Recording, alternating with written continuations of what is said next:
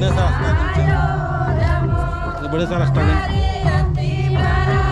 दौड़ा करेंगे, दौड़ा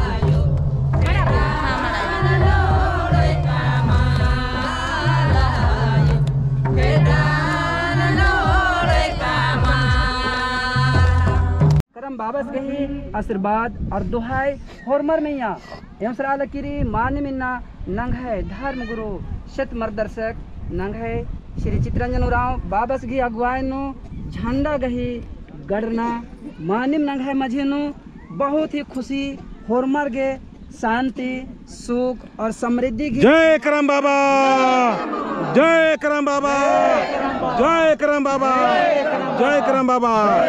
चल बार चाचा ले बार चाका आय माजिनो सर न झंडा, जोर से चल बार चाचा ले बार चाका।